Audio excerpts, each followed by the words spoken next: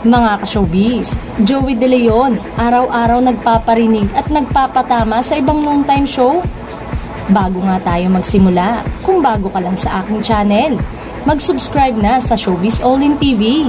Kung inaaraw-araw ni Joey De Leon ang pagpaparinig at pagpapatama sa noontime show na kanyang kinabibilangan noon, bihira namang rumesmak ang tape at ang mga bagong host ng Itbulaga.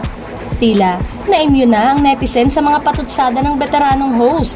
Kaya naman, hindi na gaanong pinapansin ng mga tao ang kanyang mga parinig. Sa ngayon, ay hati na ang opinyon ng ibang tao tungkol sa kung sino nga ba ang may karapatan sa trademark ng Itbulaga. Lalo pat, natanggap na ng tape ang Certificate of Renewal of Registration para sa Itbulaga trademark and logos. Samantalang, nag-viral kahapon ng isang video clip ni Yorme kung saan sumagot siya sa sunod-sunod na patutsada laban sa kanya at sa Itbulaga ng tape.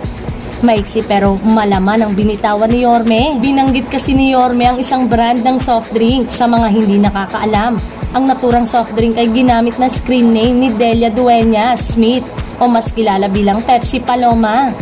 Noong August 18, 1982, naghain si Pepsi Paloma ng kaso laban kina Vic Soto, Joey De Leon at Richard Reyes aka Richie De Horsey.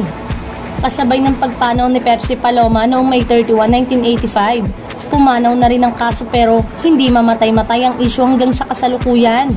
Sobrang ikli umano ngunit malaman ang pagbanggit ni Yorme sa brandang soft drink na ito. Paraan kaya ito ni Yorme ng pagsasabing, "Don't do unto others what you don't want others to do unto you."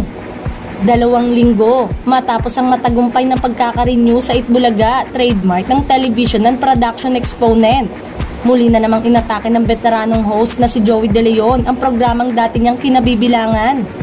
Noong August 5, may cryptic post si Joey De Leon sa social media na halatang pinapatamaan ng tape na dati nilang employer. Ani Joey, sa kanila ang renewal, sa amin ang numeral. Noong August naman, nag-post siya ng isang pahayag na nagpapahiwatig tungkol sa isang fake na agad namang nanganak ng mga espekulasyong tungkol sa kung ano ang kanyang tinutukoy. Saad niya sa kanyang ex-post, napapanahong kasabihan, fake it and live it. Kinabukasan naman, August 11, muli na namang nag-post si Joey De Leon sa kanyang ex-account. BO is be original. Kapag dalawa na kayo, edi BO na yung isa. Hirit niya.